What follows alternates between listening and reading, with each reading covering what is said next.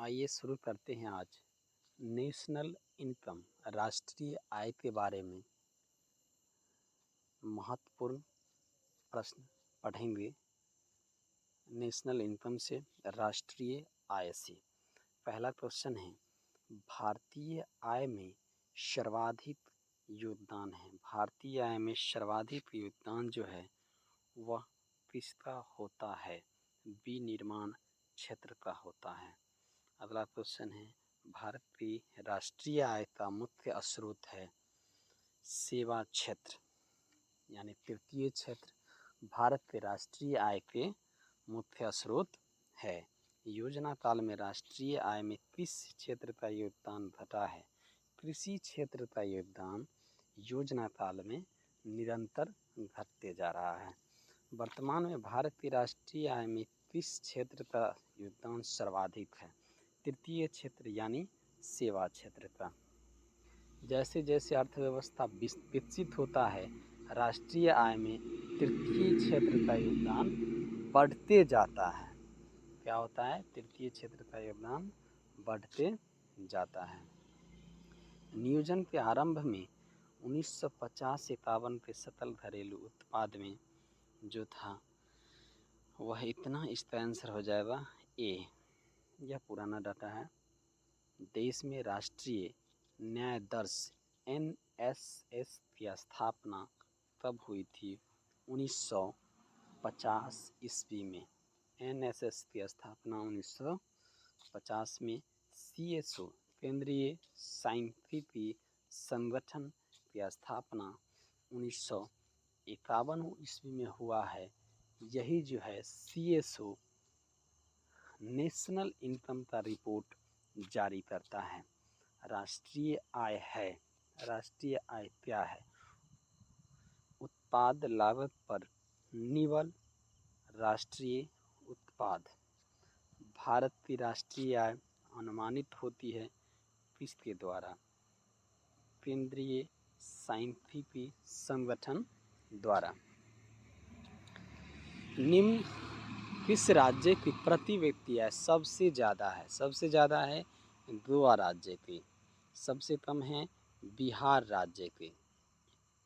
भारत में चालू मूल्य पर प्रति व्यक्ति न्यूनतम आय वाला राज्य बिहार, सबसे ज़्यादा गोवा, सबसे कम बिहार, न्यूनतम बिहार। 67-68 में भारत में प्रति व्यक्ति आय 20 रुपया थी। यह सर्वप्रथम अभिनिश्चित किया था किसने? दादा भाई नेहरूजी ने। 67-68 में प्रति व्यक्ति आय यानी GDP मात्र 20 रुपया था। ड्रेन का सिद्धांत द थ्योरी ऑफ ड्रेन किसने प्रतिपादित किया था? दादा भाई नेहरूजी। The theory of drain. अगला है, भारत में राष्ट्रीय आय की गणना में किस विधि का प्रयोग किया जाता है? राष्ट्रीय आय की गणना में उत्पत्ति गणन और आय विधि दोनों का प्रयोग किया जाता है। C answer. हिंदू वृद्धि दर किससे संबंधित है? बहुत ही इंपॉर्टेंट क्वेश्चन है। UPPCS 1996 में पूछा हुआ है। हिंदू वृद्धि दर किससे संबंधित है? हिंदू वृद्धि दर राष्ट्रीय आय से संबंधित है। 1949 में गठित राष्ट्रीय आय समिति का अध्यक्ष कौन थे? 1949 में एक राष्ट्रीय आय समिति का गठन हुआ था, उसके अध्यक्ष थे PC महालनोबिस। PC महालनोबिस। स्वतंत्रता पूर्व भारत की राष्ट्रीय आय के संबंध में किसने अनुमान लगाए थे? स्वतंत्रता से पहले, आज़ादी से पहले राष्ट्रीय आय के संबंध में किसने अनुमान लगाया था? दादा भाई नेहरूजी एवं सिराज ने। स्वतंत्रता के पश्चात यानी स्वतंत्रता के बाद देश की राष्ट्रीय आय का अनुमान लगाने के लिए भारत ने राष्ट्रीय आय समिति का स्थापना कब किया? स्वतंत्रता से पश्चात यानी पहले 4 अगस्त 1949 ईस्वी। स्वतंत्रता के बाद की समय अवधि के लिए राष्ट्रीय आय अनुमानों की किस श्रृंखला के अंतर्गत रखा गया है? यह रखा गया है परंपरागत पुनरीक्षित नवीन श्रृंखला, इनमें से सभी। डी आंसर हो जाएगा। भारत की राष्ट्रीय आय की गणना किस आधार पर की जाती है?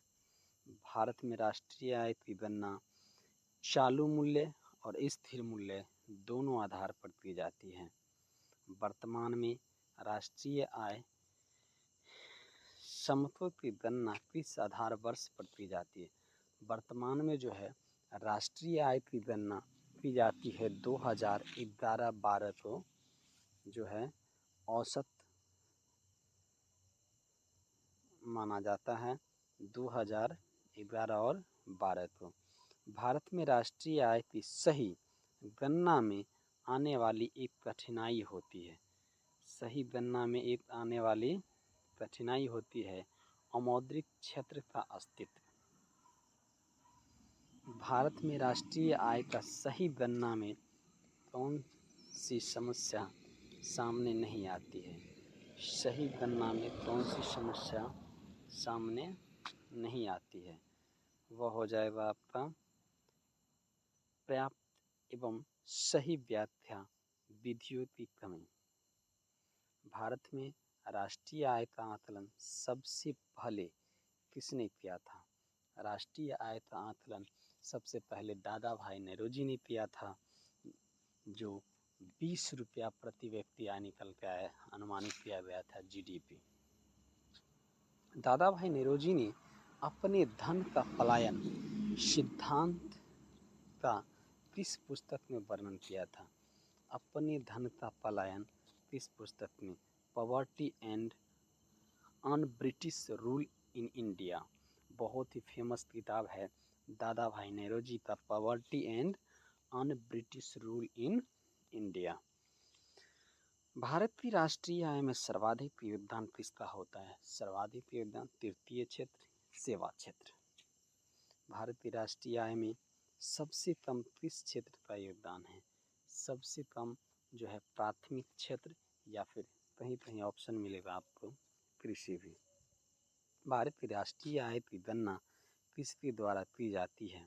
भारत में राष्ट्रीय आय की गणना की जाती है केंद्रीय सांख्यिकी संगठन द्वारा। किसी देश की आर्थिक वृद्धि की सर्वाधिक उपयुक्त माप है?